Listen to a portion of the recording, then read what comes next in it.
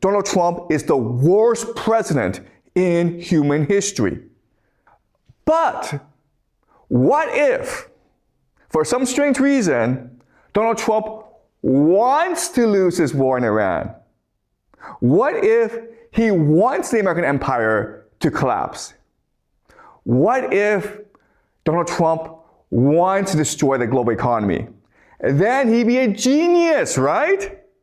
But if he actually wants to destroy the American empire, then the man is the greatest American president ever, okay? Okay, so we're gonna have a fun class today, and we're gonna make the argument that in fact, Donald Trump is a genius.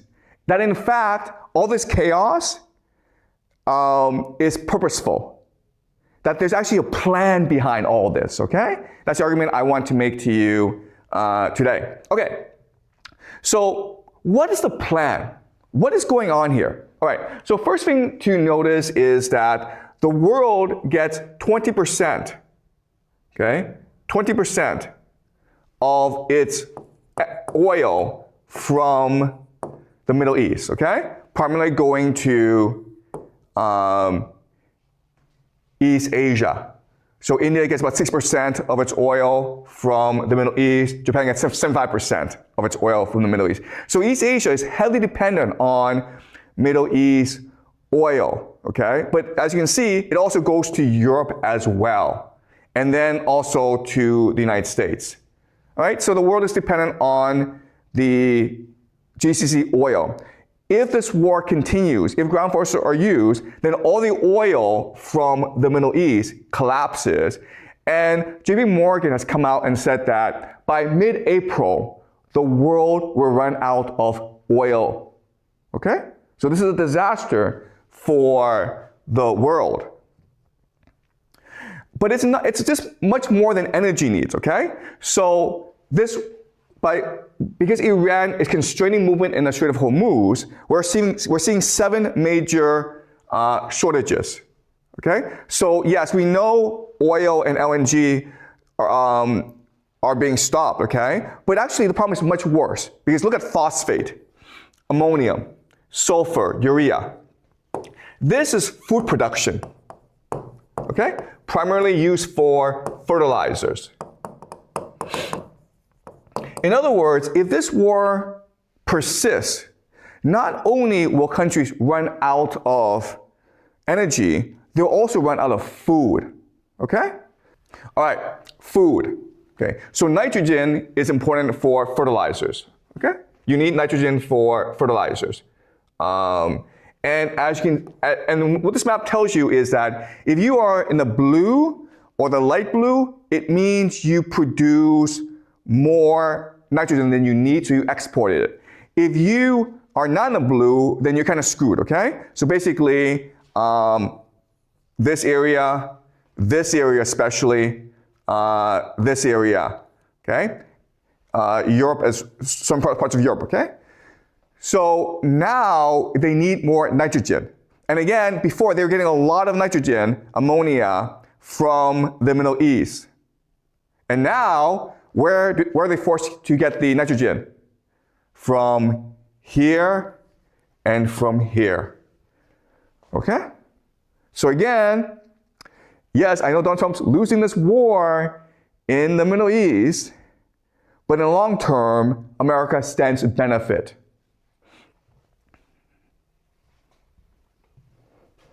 Okay. Last thing I want to look at is water. Okay? Water is important because water tells us which areas are the most stable. Basically, if you have a lot of water, you're less prone to conflict.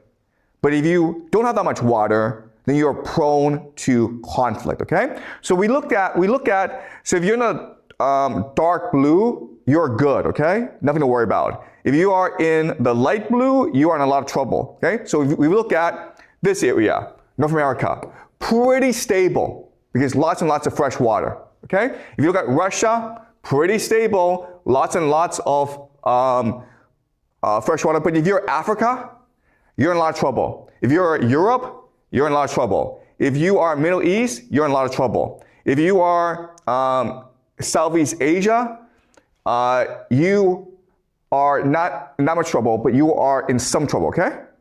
So we already see how this map tells us where in the future, basically Russia and the United States, North America, are the most stable parts of the world with the most resources. And therefore, they are the most resilient, the most stable, okay? Okay, so today I want to talk about something that I think most people are not seeing clearly yet. And I mean that very literally, because when you watch the news, when you watch CNN, when you watch Fox News, when you watch the BBC, what do you see?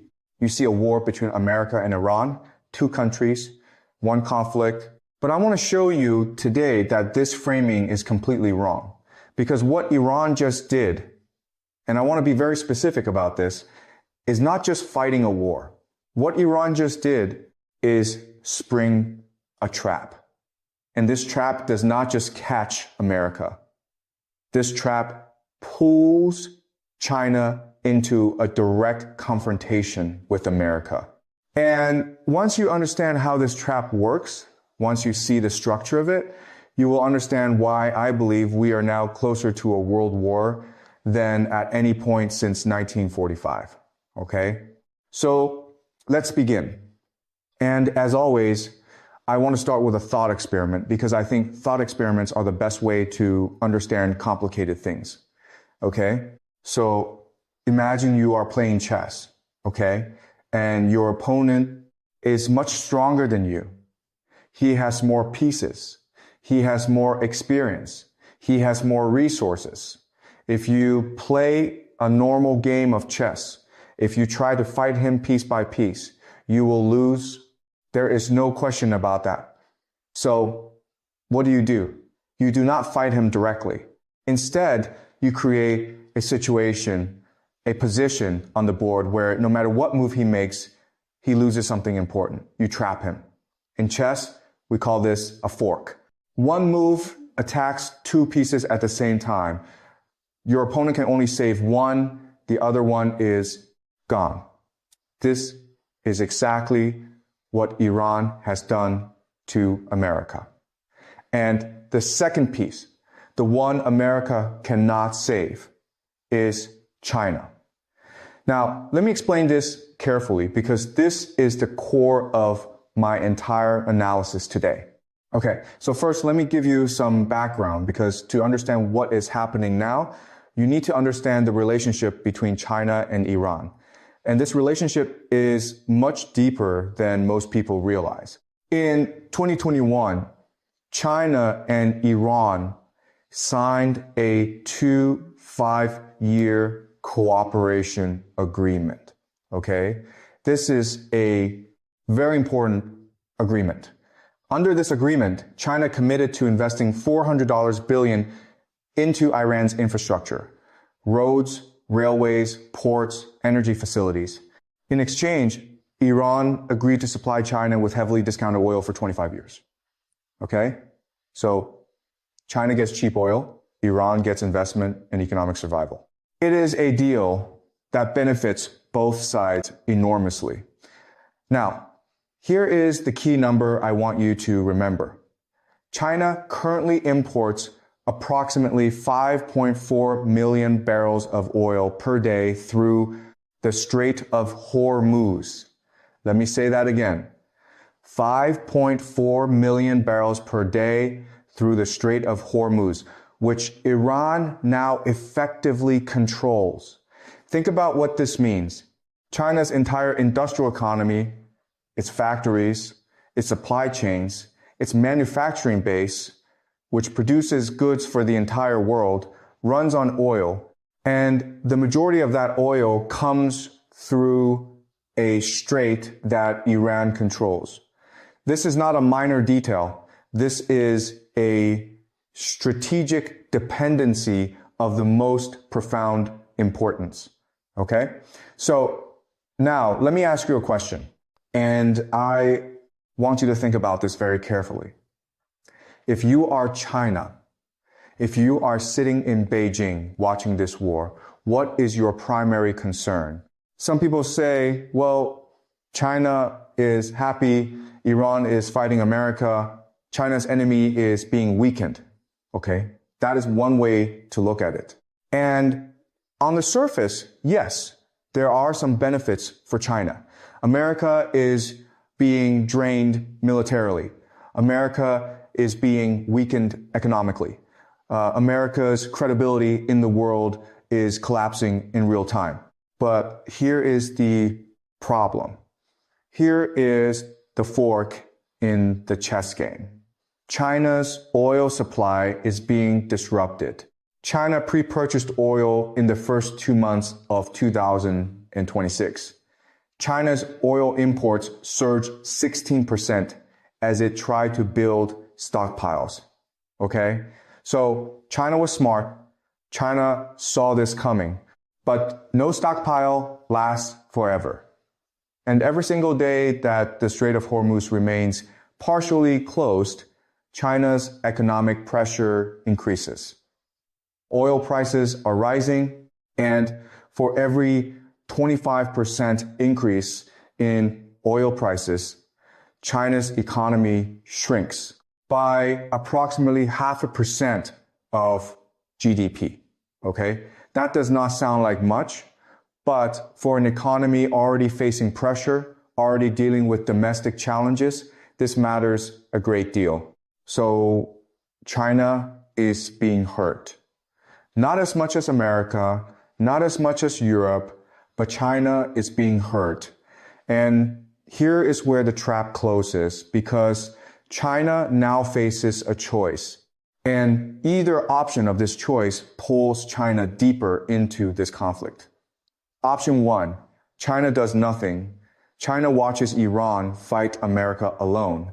But if Iran is defeated, if America destroys the Iranian government and installs a friendly regime, then what? Then China loses its most important oil partner. It loses its $400 billion investment. It loses the 5-year agreement. It loses discounted oil. It loses the Belt and Road corridor through Iran. Everything China has built in the Middle East over the last decade, gone. If Iran falls, China's entire Middle East strategy collapses. Option 2, China helps Iran. China provides weapons. China provides technology. China provides economic support to keep Iran fighting. And we are already seeing signs of this. Chinese companies have been providing missile components to Iran. Chinese satellite technology has been used to target American forces. Chinese radar systems, navigation technology, dual-use equipment, all flowing to Iran. The Americans have already accused China of providing chip-making tools to Iran's military. They seized an Iranian ship carrying Chinese dual-use equipment. So here is the fork. If China does nothing, it loses Iran and everything that comes with it. If China helps Iran, it risks direct confrontation with America. Either way, either path, China is being pulled deeper into this conflict. This is the trap Iran set. And America, by attacking Iran, triggered it.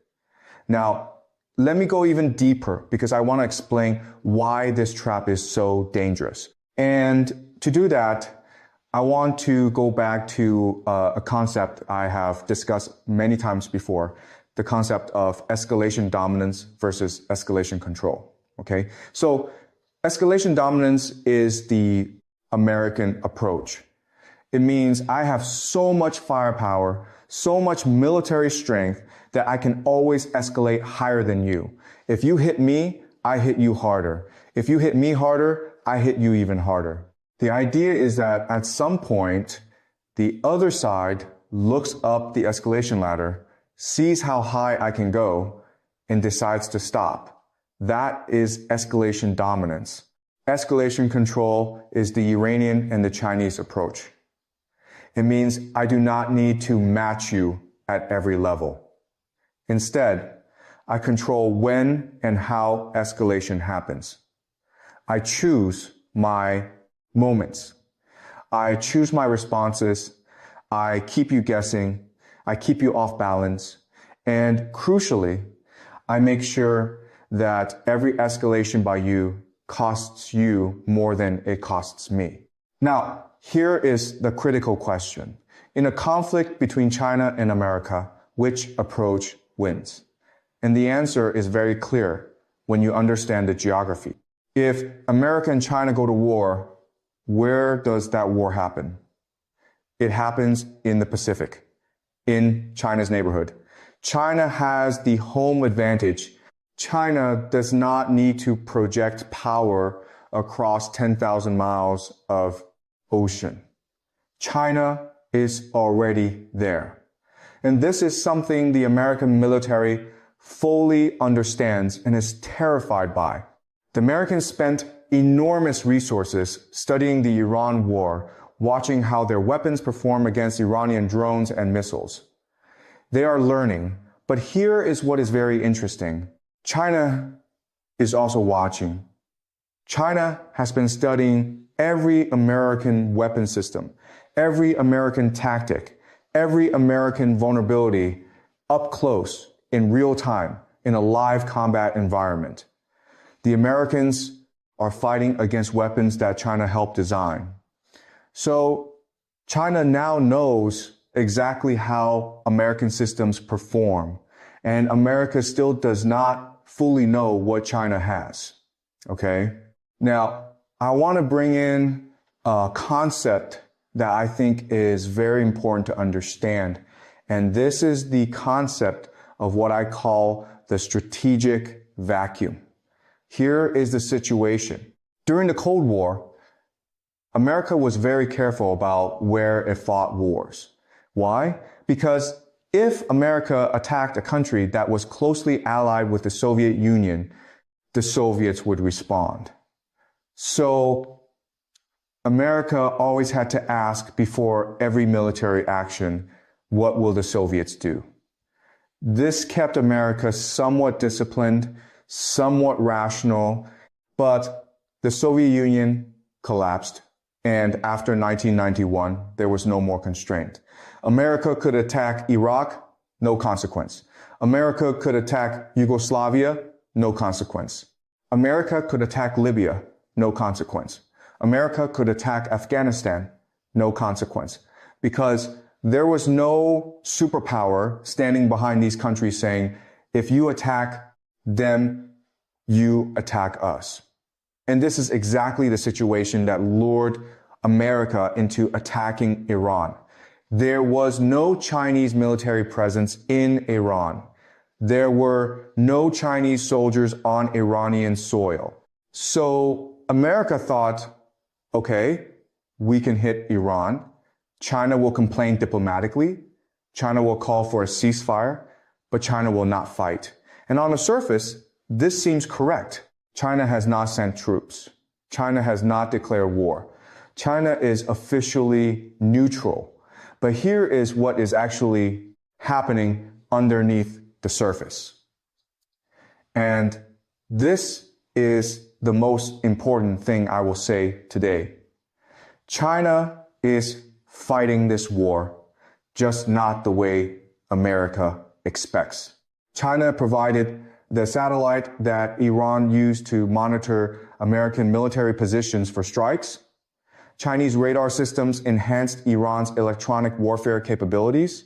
Chinese missile components flow through third countries into Iran's stockpiles. Chinese geospatial intelligence companies tracked American forces and sold that data to Iranian proxies. Chinese Baidu navigation technology, often described as China's alternative to GPS, is reportedly being used in Iran to support military targeting capabilities across the region. If accurate, this represents a far more complex form of conflict than traditional warfare. It is not neutrality, and it is not passive technological cooperation. It is warfare conducted indirectly, through supply chains, through dual-use infrastructure, and through the transfer of strategic technologies that blur the line between civilian systems and military applications. In this emerging framework, war is no longer defined only by who fires weapons, but by who designs, supplies, and controls the systems that make those weapons more effective. This creates a new and far more unstable geopolitical reality.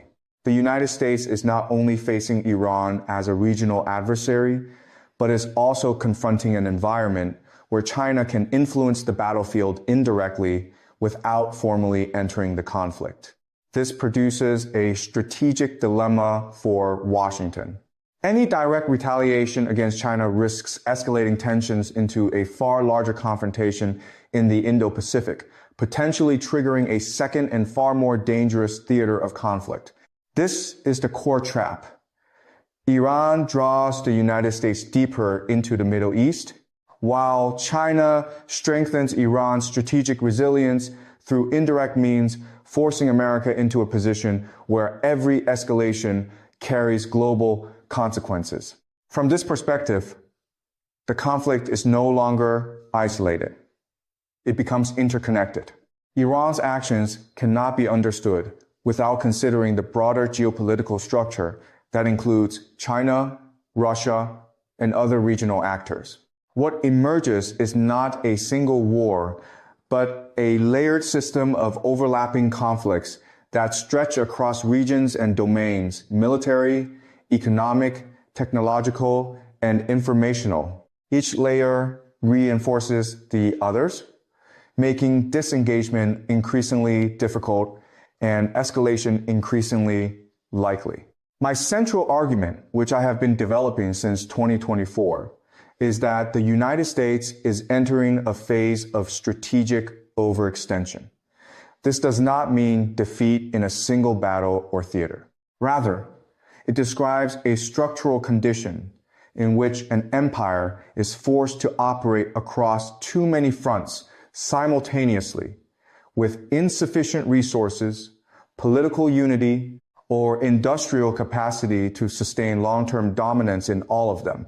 The United States today is simultaneously engaged in military pressure against Iran, managing regional instability involving Yemen and non-state actors in Iraq, maintaining global economic stability amid rising energy shocks, and attempting to contain domestic political polarization that limits long-term strategic coherence. At the same time, it must also maintain deterrence against China in the Pacific, which requires advanced military readiness, supply chain resilience, and technological superiority. Each of these challenges is individually manageable. Together, they form a compounding burden that stretches American strategic capacity to its limits. Historically, empires rarely collapse from a single catastrophic defeat. More often, they decline through cumulative overextension.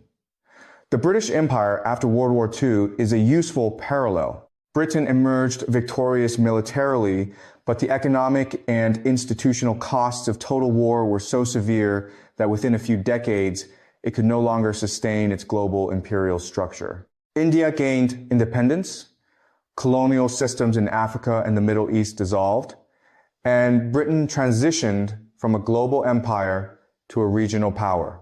Victory in war did not translate into long-term strategic dominance. A similar structural logic may now be unfolding in the United States. Even tactical or operational successes in the Middle East do not resolve the deeper issue. Every military operation consumes financial resources, political capital, advanced munitions, and institutional focus. Every missile intercepted, every deployment managed, and every escalation contained reduces capacity elsewhere. In this sense, warfare becomes not just a question of victory or defeat, but of resource allocation under conditions of global competition. China's position in this structure is fundamentally different. It does not need to engage in direct military confrontation to benefit strategically. Instead, it operates through what can be described as a cost imposition strategy. By supporting infrastructure, technology, systems, and economic partnerships with actors aligned against U.S. interests, China encourages the United States to expend resources in regions that do not directly affect China's core strategic theater in East Asia. The result is asymmetric pressure.